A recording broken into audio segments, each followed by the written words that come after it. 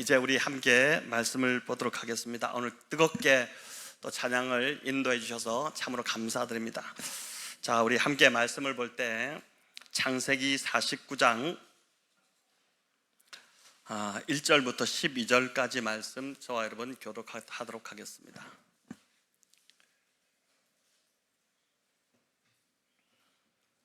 귀가 멍멍할 정도네요. 그죠? 귀가 얼마나 저도 크게 찬양했는지 귀가 막 멍멍할 정도네요. 자, 우리 창세기 49장 1절부터 12절까지 저와 여러분 교독으로 읽겠습니다. 야곱이 그 아들들을 불러 이르되 너희는 모이라. 너희가 후일에 당할 일을 내가 너희에게 이르리라.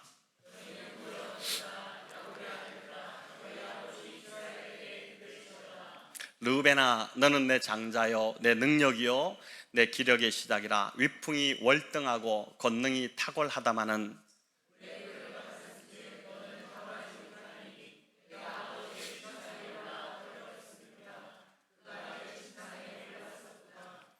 시몬과 레위는 형제요 그들의 칼은 폭력의 도구로다.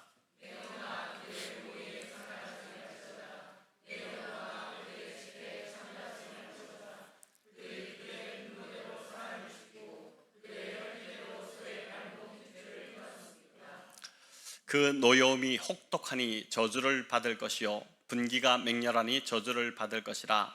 내가 그들을 야곱 중에서 나누며 이스라엘 중에서 흩으리로다.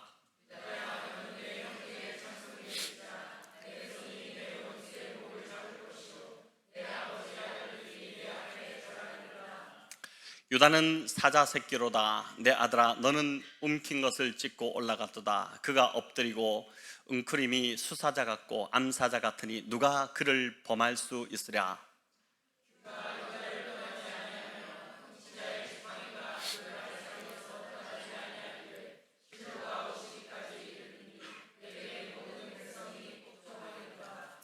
그의 나귀를 포도나무에 매며 그의 암나귀 새끼를 아름다운 포도나무에 맬 것이며 또 그 옷을 포도주에 빨며 그의 복장을 포도즙에 빨리로다. 그의 눈은 포도주로 인하여 붉겠고 그의 이는 우유로 말미암아 희리로다. 아멘. 네, 하나님은 회개한 자를 쓰신다. 이 제목으로 지난주가 이제 깨어져야 쓰임 받는다 이런 제목이었는데 지난주도 유다의 이야기였는데 오늘도 이제 앞부분에 다른 아들들도 있지만 유다의 이야기에 좀 집중해서 살펴보고자 합니다. 여러분, 이 창세기 49장은 정말 유명한 장인데 12아들을 향한 야곱의 유언이자 축복이 담겨 있는 그 장입니다. 3절에 이 장남 르우벤으로부터 시작해서 27절에 베냐민에 이르기까지 12아들에게 일일이 이제 유언을 야곱이 남깁니다. 자, 그런데 이 모든 유언을 다 마친 후에 28절에 이런 이제 설명을 덧붙이는데 우리 28절을 같이 한번 읽어보겠습니다. 이들은 이스라엘의 12지파라. 이와 같이 그들의 아버지가 그들에게 말하고 그들에게 축복하였으니 곧 그들 각 사람의 분량대로 축복하였더라. 아멘. 자, 여기 보면 이들은 이스라엘의 12지파라 이렇게 이야기합니다. 야곱의 12아들이라 이렇게 하지 않고 왜 이스라엘의 12지파라 이렇게 말했을까요? 아직 지파가 형성되기 전인데 야곱이 나의 12아들이다 이렇게 하지 않고 이스라엘의 12지파라 이렇게 합니다.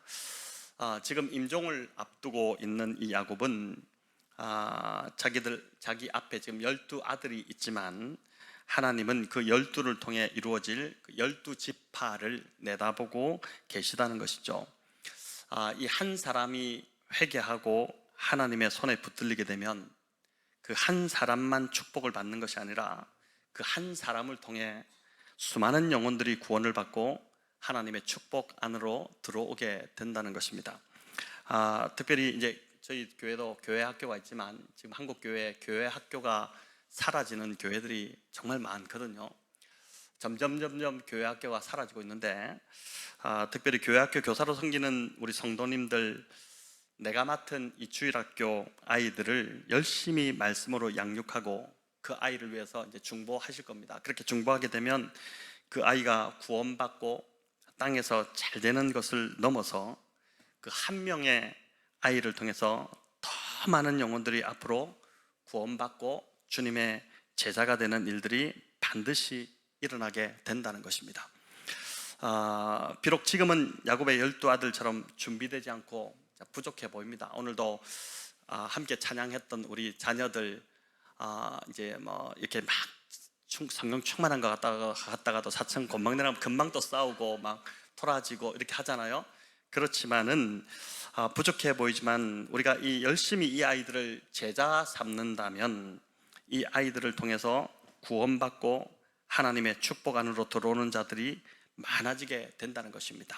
여러분, 이런 비전을 함께 꿈꾸는 교회가 되면 좋겠습니다. 이미 저와 여러분이 이렇게 사용을 받았을 것입니다. 나 한 사람이 변화받고 끝난 것이 아니라, 나 한 사람이 하나님의 자녀되고 축복받은 것으로 끝난 것이 아니라, 나로 인해 지금 많은 영혼들이 교회 안으로 들어왔고 하나님 믿게 됐고 그런 일들이 지금 일어나고 있지 않습니까? 그저 우리 가정의 안위만을 생각하는 성도가 아니라 주변에 지금도 믿지 않고 죽어가는 많은 그 가정들이 있는데, 그 가정들을 위해서 뜨겁게 기도하고, 그래서 그 가정이 예수 믿는 가정이 되도록 그렇게 힘을 다할 때, 그 가정을 통해서, 그 가정이 예수께로 돌아오게 되면 그 가정을 통해서 또 수많은 가정들이 예수 믿고 구원받아서 예수님의 제자가 되는 그런 비전을 우리가 함께 꿈을 꾸면 좋겠습니다. 28절을 다시 보면 야곱이 12아들들을 축복하되 각 사람의 분량대로 축복했다 이렇게 합니다. 세 번역으로 보면은 아들 하나하나에게 알맞게 축복하였다 이렇게 됩니다. 자, 그런데 본문을 살펴보면 여러분 지금 이제 본문을 읽으면서도 조금 느꼈겠지만은 과연 아들들의 분량대로 알맞게 축복한 것이 맞는가라는 의문이 듭니다. 이제 우리가 살펴보겠지만 어떤 아들의 유언은 축복보다는 저주에 더 가깝습니다. 또 어떤 아들에게 한 축복은 단 한 줄로 되어 있어서 뭘 의미하는지 이해하기가 쉽지 않습니다. 자, 그럼에도 성경은 12아들에게 알맞게 축복하였다 이렇게 하는데, 그 축복이 무엇인지 우리가 오늘 전체 12명을 다 살펴볼 수 없고 르벤에서부터 시작해서 이제 유다까지, 그리고 주일에는 요셉의 축복에 대해서 이제 좀 살펴보고자 합니다. 먼저 그 장남 르벤인데 우리 3절과 4절을 같이 한번 읽어볼까요? 르벤아, 너는 내 장자요 내 능력이요 내 기력의 시작이라. 위풍이 월등하고 권능이 탁월하다마는 물의 끓음 같았은즉 너는 탁월하지 못하리니 내가 아버지의 침상에 올라 더럽혔음이로다.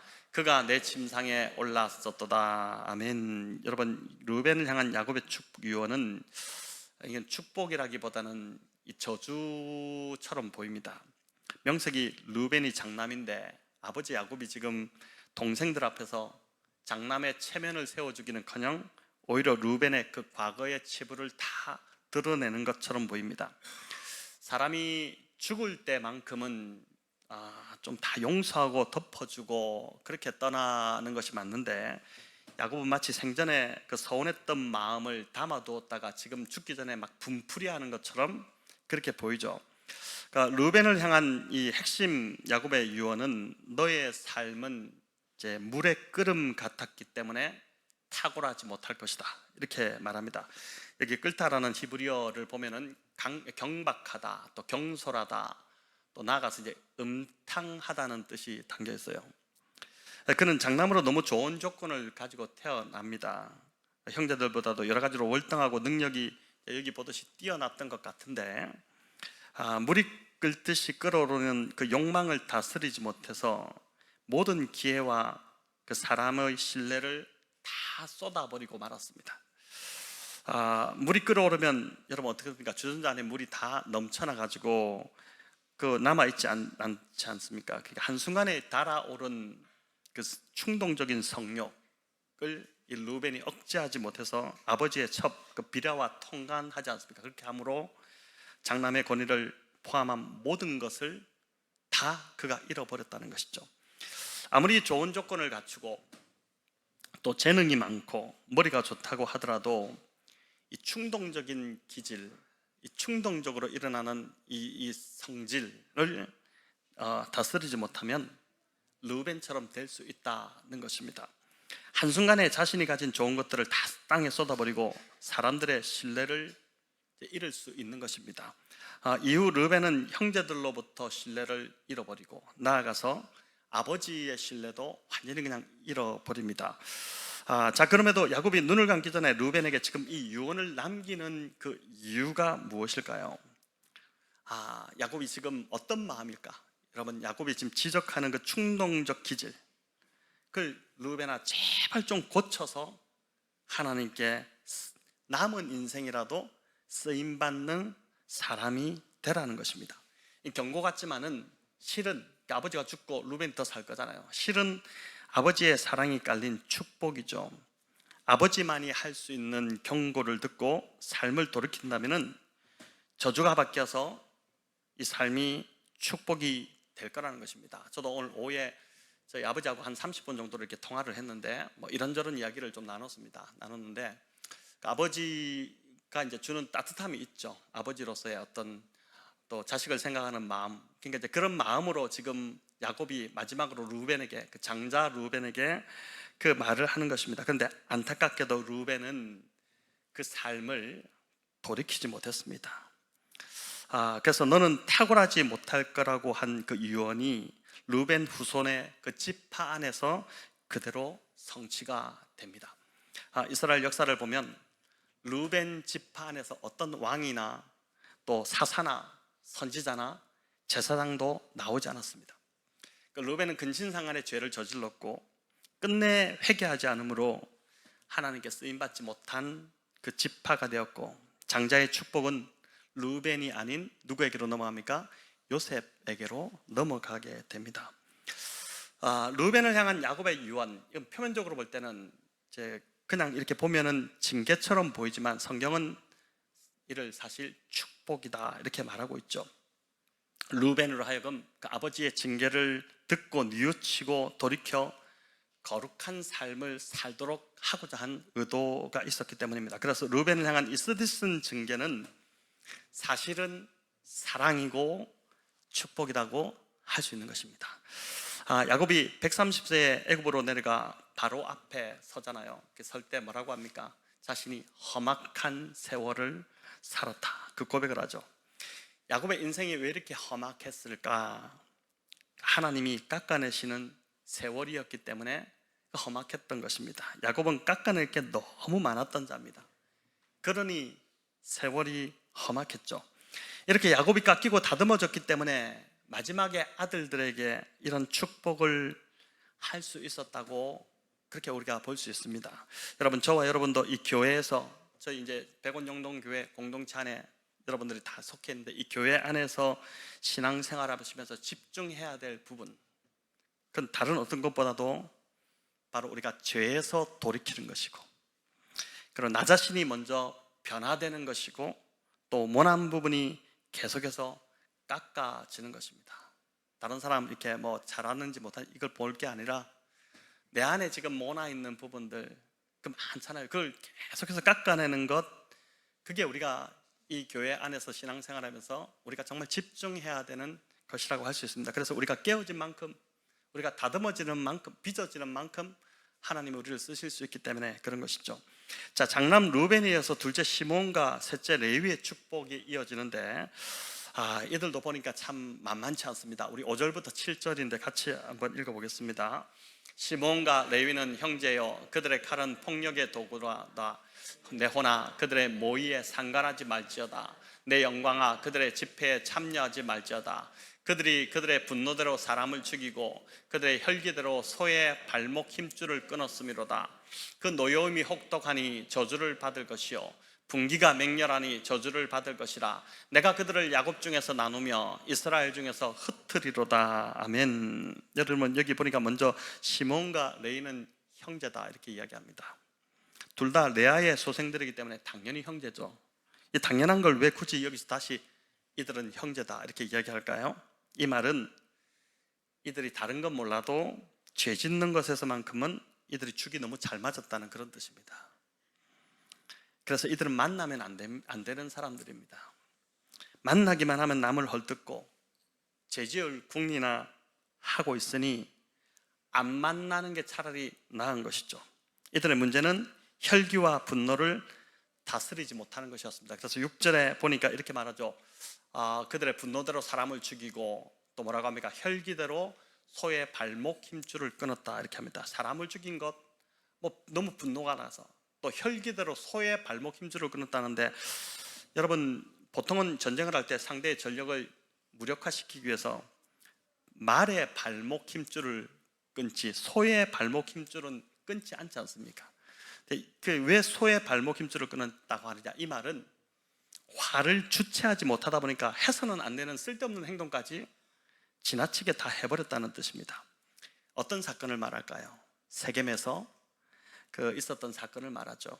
이제 야곱의 외동딸 디나가 세겜의 추장 아들에게 추행을 당하잖아요. 그렇게 되자 형제들 중에서 시몬과 레위가 나서서 세겜 족속을 완전히 전멸시켜버립니다. 그러니까 혈기와 분노를 다루지 못해서 무고한 자들까지 희생시켰는데 끓어오르는 그 화를 주체하지 못한 것입니다.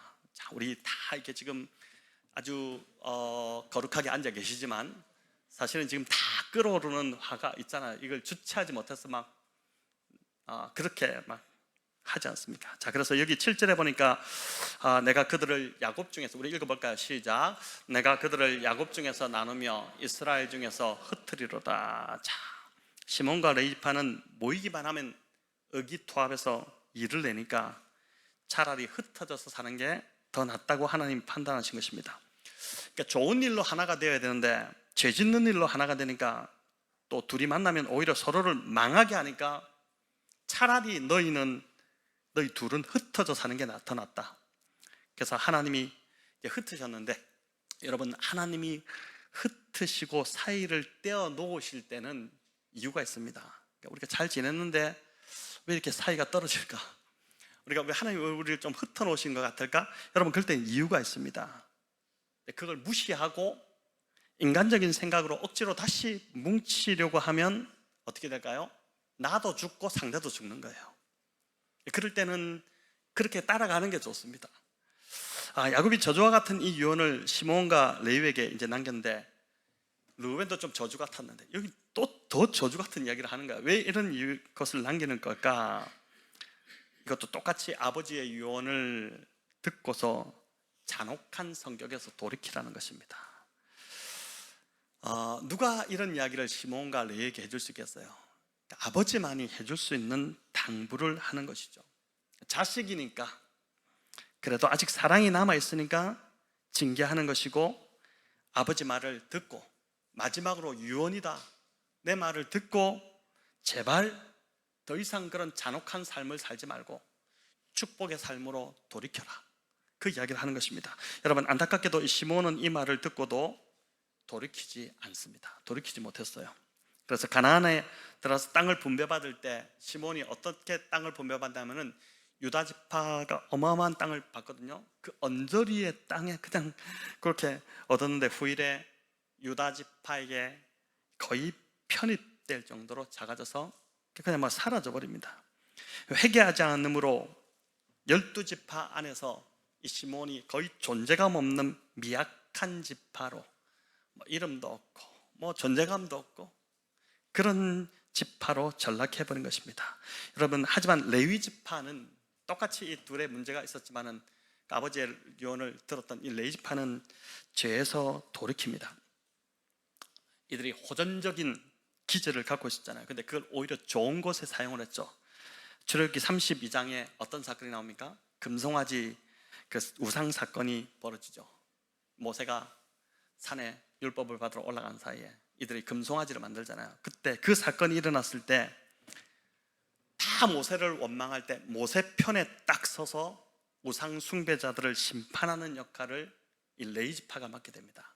대단히 호전적인 성향을 가지고 있잖아요. 근데 그들이 이거를 맡게 되죠. 여러분 이 일로 인해 레위 지파는 그 야곱 아버지의 유언대로 다 흩어졌어요. 흩어지기는 흩어졌지만 12지파에 골고루 흩어져서 뭘 하냐면은 말씀을 가르치는 역할을 그들이 맡게 됩니다. 오히려 형제들에게 대단한 축복이 되는 지파로 이 레위 지파가 바뀌게 되죠. 시몬은 돌이키지 않아서 질이 멸렬했지만 이 레위는 저주를 축복으로 바꿔낸 것입니다. 여러분, 이들의 이 사례는 회개가 얼마나 우리 삶에서 중요한지를 보여줍니다. 우리가 정말 회개 없이 하루를 지나갈 때가 많습니다. 그렇잖아요. 하루를 그냥 막 살고 저녁에 그냥 자버리고, 지금 뭔가 하나님 계속 말씀하시는데도 불구하고 그걸 회개하지 않고 기도의 자리에 좀 나와서 회개를 해야 되는데 회개하지 않고 그냥 지나갈 때가 참 많거든요. 근데 오늘 이 본문은, 이 야곱의 축복 유언은 회개가 얼마나 중요한지를 보여줍니다. 레위처럼 하나님의 징계를 받았을 때 회개하고 돌이키는, 그래서 거룩한 삶으로 나아가야 하는 것이죠. 여러분, 그렇지 않고 계속해서 목을 굳게 하고 마음을 굳게 한다면, 완악하게 된다면 결국 시몬 지파와 같은 꼴이 돼버린다, 그 이야기를 하고 있습니다. 히브리서 기자가, 히브리서에 이제 징계에 대한 이야기가 나오잖아요. 근데 징계는 다 받는 것이라고 하거든요. 우리 같이 한번 읽어볼까요? 주께서 그 사랑하시는 자를 징계하시고 그가 받아들이는 자들마다 채찍질하심이라 하였으니 너희가 참음은 징계를 받기 위함이라. 하나님이 아들과 같이 너희를 대우하시나니 어찌 아버지가 징계하지 않는 아들이 있으리요. 징계는 다 받는 것이거늘 너희에게 없으면 사생자요 친아들이 아니니라. 아멘. 여러분, 이 말씀처럼 우리가 성적으로 방종하고, 우리가 알 수 없죠. 지금 다 좋아 보이지만 우리가 개개인 삶, 은밀한 삶 어떤지 어떻게 알 거예요. 근데 그렇게 성적으로 방종하고 또 폭력적인 삶을 사는데도 내 삶에 아무 일도 일어나지 않는다. 이건 우리가 하나님과 상관없는 자일 수 있다는 증거예요. 여러분, 구원받은 자라면 하나님이 절대 그냥 두시지 않습니다. 여기 아들이기 때문에 징계한다고 그러잖아요. 하나님이 반드시 매를 드시죠. 그래서 돌이키게 만드시죠. 그래서 다시 말씀드리지만 신앙은 다른 사람을 바꾸는 것이 아니라 나를 바꾸는 여정입니다. 나의 모난 성격이 바뀌고 또 불같은 기질이 바뀌고 또 거룩하지 않는 것들이 거룩함으로 바뀌어야지만이 하나님이 쓰실 수 있습니다. 하나님은 미디안 광야에서 모세를 40년간 완전히 푹 썩혀버렸죠. 그렇게 함으로 그의 혈기를 다 죽이셨습니다. 그렇게 하신 후에 다시 40년을 사용하지 않습니까? 모세가 혈기가 펄펄 살아있을 때 모세가 한 일이라고는 사람을 죽이는 일밖에 없었어요. 하지만 그 혈기가 다 죽고 온유함이 지상에서 가장 승한 자가 되었을 때 이스라엘을 구원하는 그 민족의 지도자가 되죠. 바울도 회심한 후에 바로 선교를 떠나지 않았습니다. 어떻게 합니까? 아라비아 광야로 하나님이 그를 몰고 가셔서 그 광야에서 오랜 시간을 보내게 하시죠.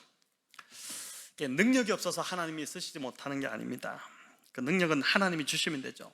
능력이 문제가 아니라 자아가 죽지 않고 삶의 태도가 바뀌지 않아서, 그래서 하나님이 또 거룩하지 않아서 하나님이 쓰실 수 없는 것이죠. 신앙은 바로 이런 우리의 모나고 삐뚤어진 자아를 죽이는, 또 우리의 그 부정한 삶을, 부정한 우리의 모습을 죽이는 그 험악한 세월이고 험악한 여정이라고 할 수 있습니다. 그래서 예수 믿는 게, 다시 말씀드리지만은 힘듭니다. 처음에 교회 나오면 되게 행복합니다. 잠시뿐이에요. 나머지 뒤는 대단히 힘듭니다. 그러나 그 시간을 거치면서 우리가 성령의 충만을 경험할 때 그 힘듦을 비교할 수 없는 기쁨을 이제 맛보면서 그렇게 가는 거죠. 저도 이제 어제도 보니까 그런 시간이었는데 아침에 되게 성령 충만했는데 얼마 못 가서 다시 되게 이게 마음이 힘들고, 그게 계속 왔다 갔다 하면서 이제 그렇게 하나님 이끄시는 대로 가는 거죠. 자, 이제 8절부터 12절까지는 유다에 대한 축복인데, 분량으로 볼 때는 요셉과 함께 야곱이 축복한 내용 중에서 가장 많은 분량을 차지합니다. 유다와 요셉 모두 5절씩 이제 축복의 내용이 되어 있는데, 전체가 지금 25절이거든요. 루벤부터 베냐민까지. 그 중에 유다 5절, 요셉 5절 해가지고 10절, 무려 40%가 차지합니다. 대단히 많은 분량이죠. 자, 그런데 이 5절 안에 보면은 유다의 과거를 언급하지 않습니다. 유다가 지은 죄를 전혀 언급하지 않아요. 루벤, 시므온, 레위에 대해서는 그들의 과거의 지은 죄를 다 언급하는데, 다 드러내는데 유다는 전혀 언급하지 않습니다. 여러분, 유다가 죄가 없었을까요? 아닙니다. 유다의 죄도 정말 만만치가 않았습니다. 먼저 유다는 요셉에게 큰 죄를 지었죠. 요셉을 이스마엘 상인들에게 팔자고 제안한 장본인이 누굽니까? 유다입니다. 또 유다는 결혼도 하나님이 기뻐하지 않는 결혼을 했습니다. 다른 형제들은 그나마 좀 이제 기뻐하는 결혼을 했는데 유다는 그렇게 하지 않았어요. 가나안 땅 여자 집을 뛰쳐나가서 외로움에 그냥 가나안 땅 여자 아무나 데리고 그가 결혼하고 아이를 낳고 그 순간적인 정욕에 이끌려서 하나님의 뜻을 저버렸죠. 더구나 유다는 그 며느리 다말과 동침하는 정말 끔찍한 죄를 지었습니다. 모르고 했다고 하더라도 아내의 상을 치른 지 얼마 안 되는 그런 시점에서 일어났습니다. 그리고 다말이 이런 일을 꾸민 이유는 유다가 다말을 속였기 때문에, 약속을 지키지 않았기 때문인 것이죠. 계대 결혼에 따라서 큰아들 죽고 둘째 아들 죽고 셋째 아직 어리니까 좀 크면은 줄 테니까 친정에 가서 자숙하고 있어라, 그렇게 보냈는데 셋째가 셀라가 다 컸는데도 불구하고 약속을 지키지 않아 주지 않았습니다. 거짓말을 한 것이죠. 여러분, 유다의 이런 죄가 있음에도 불구하고 야곱은 이 유다를 축복하는 이 장면에서 유다의 죄를 1절 언급하지 않습니다. 왜 루벤이나 시몬이나 레위에 대해서는 그 죄를 다 드러내면서, 여러분, 루벤과 시몬과 레위가 옆에 있다가 아버지 왜 유다도 그 많은 죄가 있는데 왜 쟤는 제 넷째 죄는 죄를 언급 안 하고 우리 죄만 폭로하는 겁니까? 이렇게 말하고 싶었을 것 같아요. 왜 그렇게 하는 것일까? 여러분, 그 이유는 르우벤이나 시몬과 레위와 달리 유다가 자신의 죄를 회개했기 때문이에요. 죄를 회개했기 때문입니다. 이게 너무 중요한 포인트죠. 며느리 다말과 동침했던 자신의 부도덕함, 또 다말을 속인 죄 다 회개합니다. 여러분, 창세기 38장 26절 우리 같이 읽어볼까요? 유다가 그것들을 알아보고 이르되 그는 나보다 옳도다. 내가 그를 내 아들 셀라에게 주지 아니하였음이로다 하고 다시는 그를 가까이 하지 아니하였다. 여러분, 여기 회개는 자신의 죄를 뉘우치고 깨닫고 뉘우치는 것에서 끝나는 것이 아니죠. 그렇게 뉘우쳤다면 죄에서 돌이키는 데까지 가야지 그 진정한 회개입니다. 유다가 사건의 진상을 다 깨닫고 나서 자신의 죄를 뉘우칩니다. 이게 방금 읽었던 게 그 뉘우치고 있는 거예요. 근데 그렇게 뉘우치는 것으로 끝난 것이 아니라 뭐라고 합니까? 이게 더 이상 다시는 다말을 가까이 하지 않았다. 이 말은 똑같은 죄를, 성적인 죄를 짓지 않았다는 거예요. 유다가 진정으로 회개했다는 증거입니다. 또 42장에 가면 요셉 앞에서도 뭐라고 하냐면 우리가 아우의 일로 인하여 범죄하였도다, 회개합니다. 또 44장에 요셉 앞에서 뭐라고 하냐면 하나님의 종들의 죄악을 찾아내셨으니, 하나님이 종들의 죄악을 찾아내셨다, 이렇게 회개합니다. 또 베냐민의 집에서 은잔이 나왔을 때 이전 같았으면 무관심했을 것인데 유다가 옷을 찢고 베냐민과 함께 애굽으로 돌아갑니다. 베냐민을 생각해서. 그리고 그때 또 아버지 야곱의 마음을 그가 헤아리는 자로 변화되죠. 여러분, 유다가 진정으로 회개하고 유다가 진짜 변했다는 증거입니다. 유다는 자신이 지은 죄를 회개했고 그 죄에서 돌이켜 이제 삶이 깨어졌고 변화된 삶을 살기 시작했습니다. 죄에서 돌이키지 않고 변화되지 않았으면 하나님이 절대 쓰실 수 없는데 돌이켜 변화되니까 하나님이 더 이상 유다의 죄와 그 과거를 문제 삼지 않았습니다. 여러분, 여기에 우리의 소망이 있음을 믿습니다. 회개하느냐 회개하지 않느냐에 따라서 이런 삶이 너무나도 큰 차이를 보이는 것이죠. 그래서 이사야 43장 25절에서 이렇게 이사야가 말하는데 같이 읽어볼까요? 나는 나를 위하여 내 허물을 도말하는 자니 네 죄를 기억하지 아니하리라. 하나님께서 이제 하신 말씀, 여기 도말한다, 이 도말한다, 이건 문질러 가지고 완전히 지워버린다는 것입니다. 어떤 자국이 있으면 그걸 완전히 다 지워버린다, 이런 뜻이에요. 일전에 제가 차를 새로 바꿨으니 얼마나 조심스럽겠습니까? 근데 한 달이 안 돼가지고 후진하다가 차를 박아버렸어요. 차가 확 찌그러졌거든요. 그걸 보는데 얼마나 마음이 아리고 또 이제 또 자책이 되기도 하고, 왜 내가 이렇게 했나 이렇게 했는데, 그러다가 이제 그걸 어떻게 할까 하다가 이제 집어넣었죠. 입고시키고 차가 수리가 되어서 나왔는데 완전히 그냥 전혀 표도 나지 않게 새 차가 되어서 나왔습니다. 여러분, 그 도말한다는 게 이제 그런 뜻이에요. 완전히 그냥 깨끗하게 새롭게 되어서 나온다, 이런 뜻이죠. 하나님은 우리가 죄를 뉘우치고 삶을 돌이켜서 그 죄에서 돌이켜서 회개하기만 하면 우리의 삶을 다시 이렇게 새롭게 하셔서 사용하신다. 그걸 유다를 통해서 보여주고 계시고, 저와 여러분의 삶을 통해서도 우리가 지금 그걸 경험하고 있지 않습니까? 죄를 범하면 인생이 스크래치가 납니다. 또 삶이 찌그러지고 망가지고 무너집니다. 관계도 힘들어지고 스스로 자책도 심해지고 기쁨도 사라집니다. 얼마나 보기에 좋지 않은 모습입니까? 근데 하나님이 우리가 그런 삶을 계속 살아가는 걸 원치 않으시죠. 절대 원치 않으십니다. 그래서 회개의 기회를 주시고 회개를 촉구하십니다. 오늘 밤에 아마 여러분에게 우리 하나님께서 회개의 기회를 주실 그런 분들도 있을 것입니다. 아마 우리 모두가 그 기회를 좀 오늘 이 밤에 받으면 좋겠어요. 저와 여러분, 회개할 게 왜 없습니까? 다 있잖아요. 그걸 그냥 넘어가지 마시고 오늘 이 밤에 회개할 기회를 저와 여러분 얻기를 바랍니다. 이렇게 회개하고 죄에서 돌이켜 삶이 다시 거룩하게 회복되는 것, 그걸 하나님이 가장 원하시는 것이죠. 자, 이렇게 회개한 유다를 하나님이 축복하시는데 우리 8절 같이 한번 읽어보겠습니다. 유다야, 너는 내 형제의 찬송이 될지라. 네 손이 내 원수의 목을 잡을 것이요 내 아버지의 아들들이 내 앞에 절하리로다. 자, 내 원수의 목을 잡는다, 이 말은 원수를 정복한다는 것이고, 또 네 아버지의 아들들이 네 앞에 절한다, 이거는 유다가 지도력을 갖게 된다는 것입니다. 또 9절은 유다를 사자로 비유하는데, 사자라고 나오죠. 이는 위엄과 힘을 상징하고 왕권을 상징합니다. 또 10절의 규와 통치자의 지팡이 역시 왕권을 상징하죠. 그래서 예수 그리스도께서 만왕의 왕이신 예수님이 유다 지파를 통해서 오는 거잖아요. 11절은 설명이 필요한데 우리 같이 한번 읽어보겠습니다. 그의 나귀를 포도나무에 매어 그의 암나귀 새끼를 아름다운 포도나무에 맬 것이며 또 그 옷을 포도주에 빨며 그의 복장을 포도즙에 빨리로다. 여러분, 여기 포도나무를 짐승을 매는 말뚝처럼 사용한다는 것이고, 또 포도주를 빨래하는 물로 사용한다.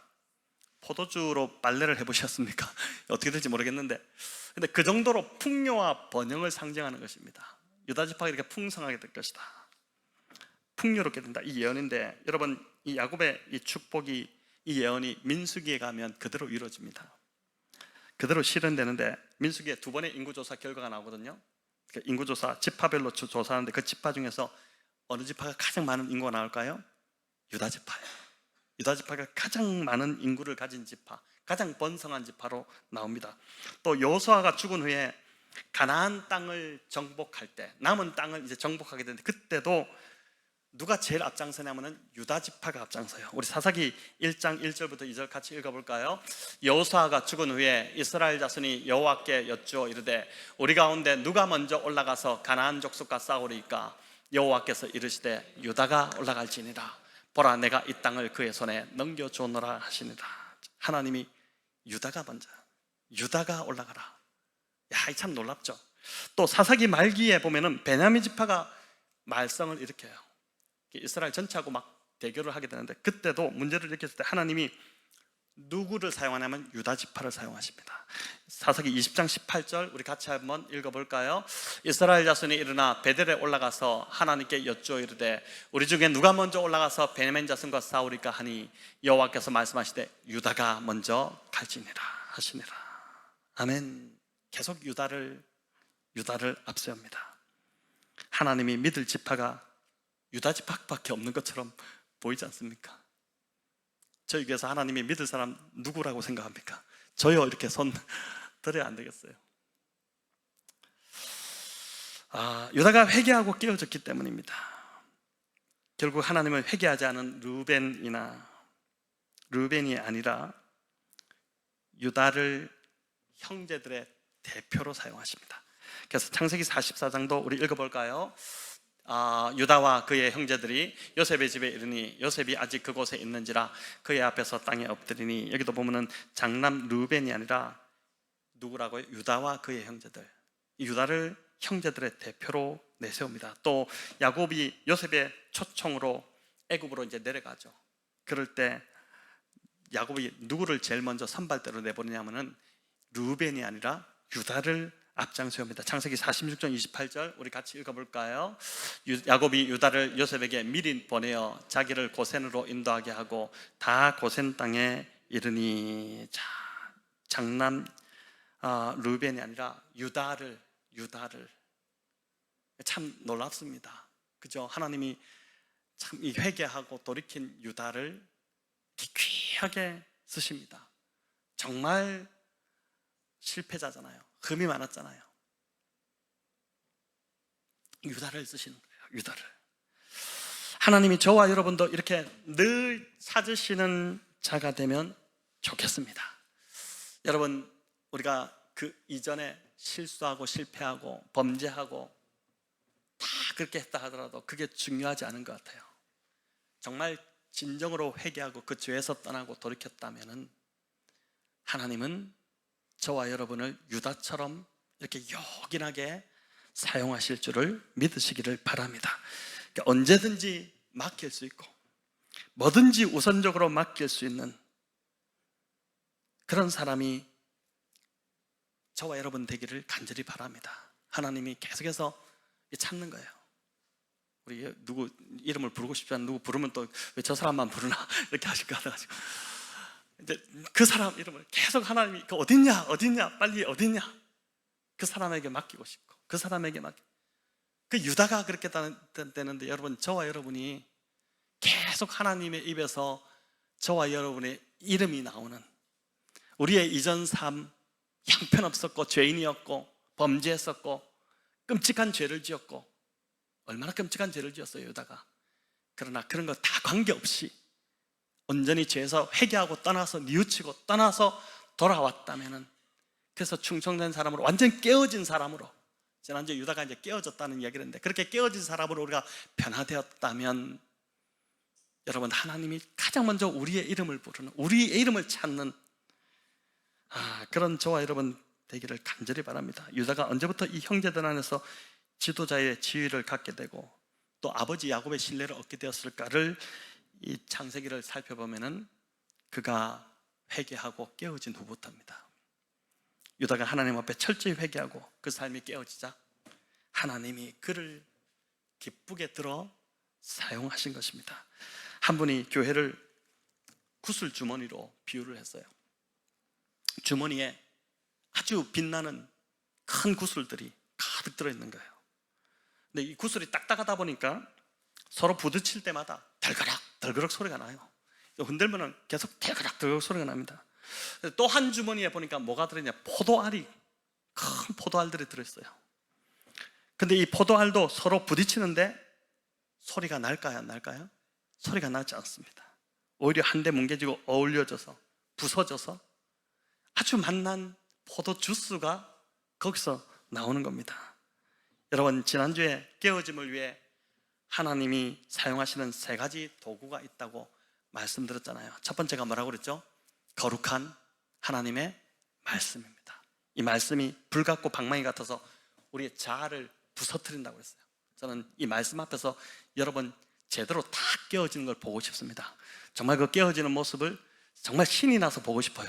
잘 깨어져라, 계속 깨어져라, 이렇게 보고 싶은데, 두 번째는 환경을 통해서 자아를 부서뜨린다 했죠. 이런저런 고난, 시련을 통해서 우리를 깨트리십니다. 세 번째는 뭐라고 했습니까? 그리스도의 몸을 통해서 서로를 깨트리신다 했죠. 저희 교회가 구슬 주머니, 구슬을 들이면 깨지기가 너무 힘들어요. 교회는 계속 시끄러울 겁니다. 탁탁 막 깨지는 소리 깨뜨리려고 얼마나 힘들겠어요. 근데 포도알이 가득한 주머니 되기를 간절히 바랍니다. 지난주에 온전히 깨어지기 위해서 제가 이제 그림을 하나 보였죠. 지붕을 걷어낼 뿐만 아니라 또 뭐를 허물어야 된다했습니까? 담장을 허물라고 그랬죠. 지붕을 걷어낼 뿐만 아니라 담장을 허물어야 된다고 말씀드렸습니다. 지붕을 걷어내는 것은 하나님께 회개하는 것이라고 그랬죠. 하늘을 향해. 그런데 온전한 회개는 사람과의 관계까지 회복되는 것이, 그게 다 온전한 회개라고 했습니다. 그게 뭐냐면 담장을 허무는 것이라고 했어요. 유다는 이 두 가지가 다 해결이 되었습니다. 하나님께 회개하고 사람과의 관계도 회복이 되었습니다. 아버지 야곱과도 요셉과도 또 형제들과도 다 관계가 회복되었어요. 여러분, 그래서 쓰임 받았습니다. 부모님과 관계가 여전히 아직까지도 불편해서 그게 참 마음이 쓰이는 분들도 아마 있을 겁니다. 근데 온전한 회개는 하나님과의 관계뿐 아니라 사람과의 관계도 다 회복이 일어나는 것입니다. 어떤 말씀 사역자가 기도하는데 이 원리에 대한 깨달음이 온 겁니다. 자신의 삶이 왜 회복되지 않고 있을까, 이 이유가 이제 보였죠. 성령께서 이분의 죄를 깨닫게 하셨는데, 그건 이제 이 사람의 죄가 뭐였냐면, 사람들에게 말할 때 성령이 보여주신 그 사람의 죄, 그 뭐냐면은 사람들에게 이렇게 말할 때 사실을 좀 과장을 하는 버릇, 그게 이제 이분의 갖고 있는 죄였어요. 과장하는 그 이유도 성령께서 보여주셨는데, 그 이유는 자기를 높이고자 하고 하는 그 교만에서 오는 거짓말이었습니다. 누구나 우리 조금씩 있는 건 다 있을 거예요.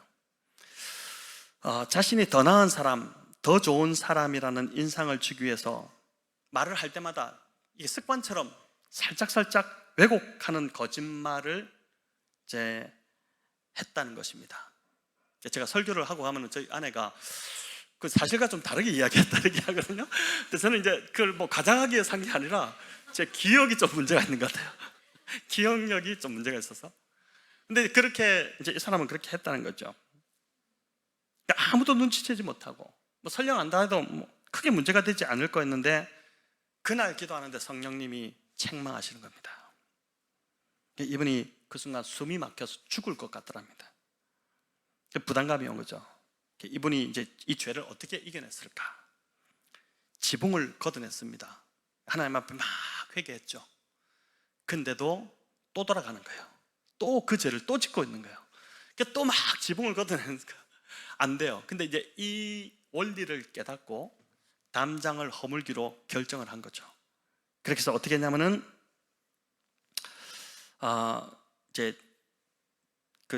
그때 하나님 주시는 말씀이 있었는데, 야고보서 5장 16절인데 우리 같이 한번 읽어볼까요?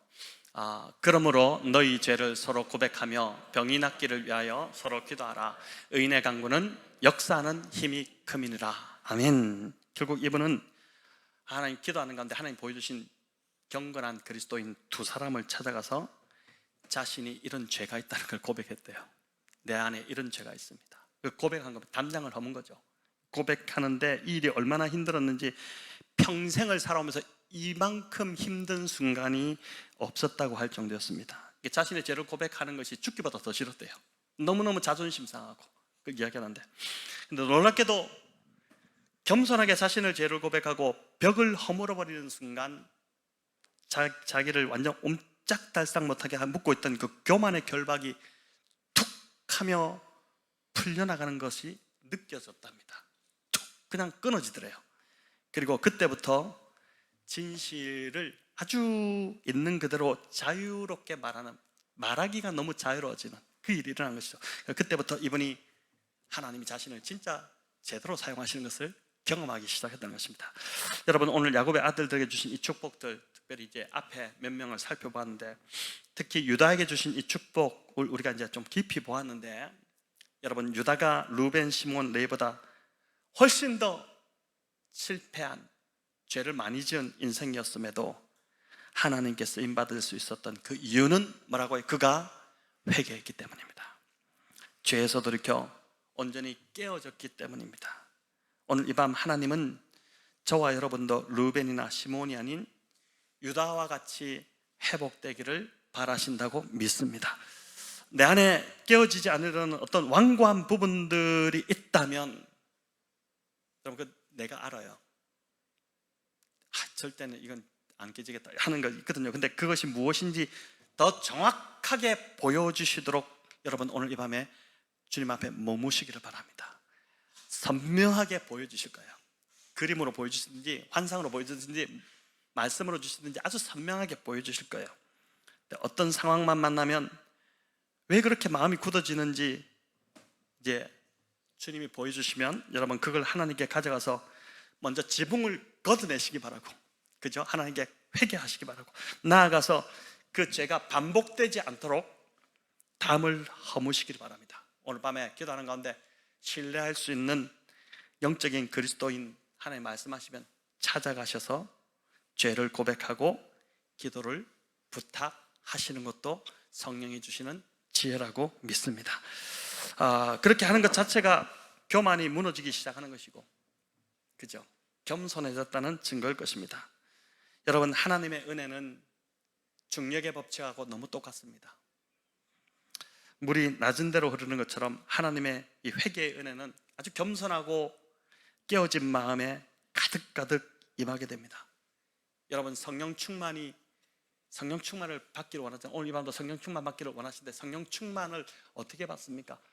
내 안에 자아가 다 죽으면 성령으로 충만하게 됩니다. 내 안에 자아가 가득 차면 성령이 충만하게 우리 안에 임하실 수가 없죠. 내 자아가 다 깨어지고 자아가 다 죽게 되면은 성령이 충만하게 내 안에 임하는 것을 경험하게 될 것입니다. 오늘 이 밤 다시 한 번 더 나의 이 고집센 자아를 깨트려 달라고 기도하시고, 또 죄에서 오늘 이 밤에 하나님 말씀하시는 그 죄에서 돌이키는 은혜가 저와 여러분 가운데 있기를 우리 주님의 이름으로 축원합니다.